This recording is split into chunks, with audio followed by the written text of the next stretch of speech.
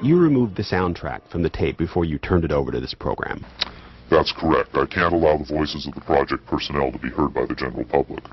There's a very good chance their family or friends on the outside might recognize them. Isn't your purpose in releasing this tape to expose Area 51 to the world?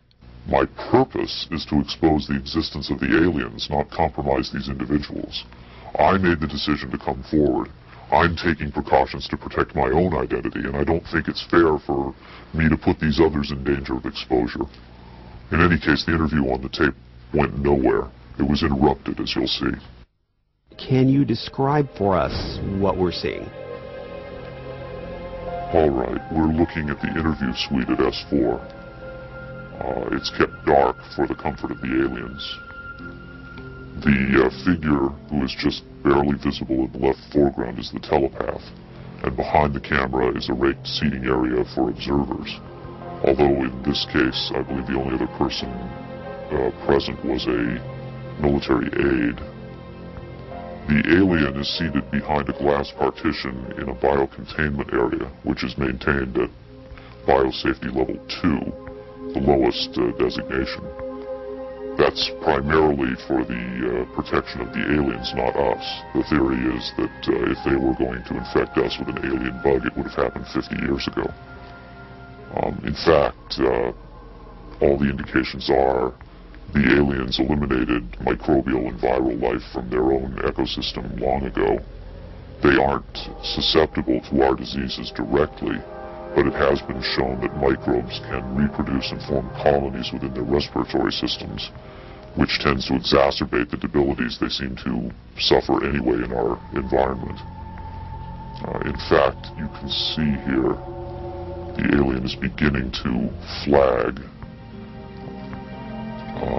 The interview was not going well.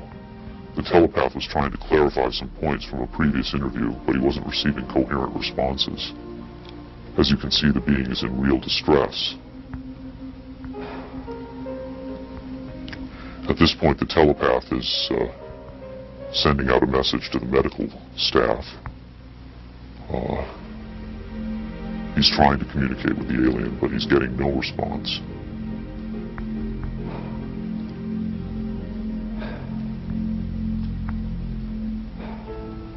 There's very little he can do. There's no direct connection between his space and the biocontainment area. That's the aide stepping in on the right.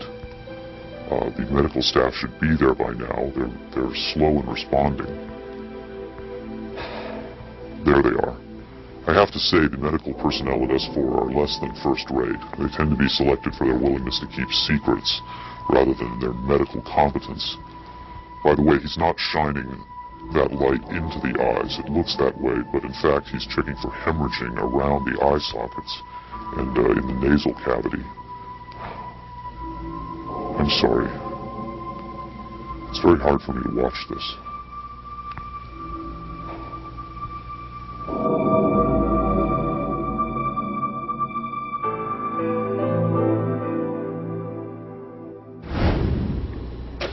You're asking me if I think this is real? That have I finally seen a space alien?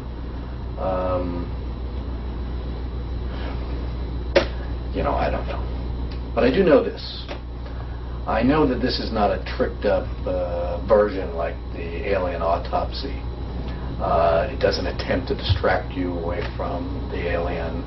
It doesn't have that cinema verite, black and white. It doesn't go to great lengths to try to fool the audience. Straight ahead. It's an alien on tape.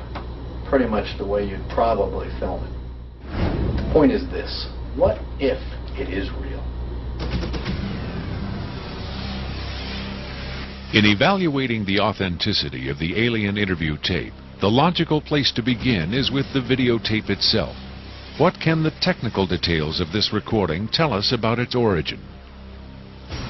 Rocket Pictures sent Victor's original tape to the Phoenix laboratory of renowned image analyst Jim Delatoso. Using the most up-to-date digital technology, Delatoso tried to determine the tape's authenticity. I've been exploring, looking at different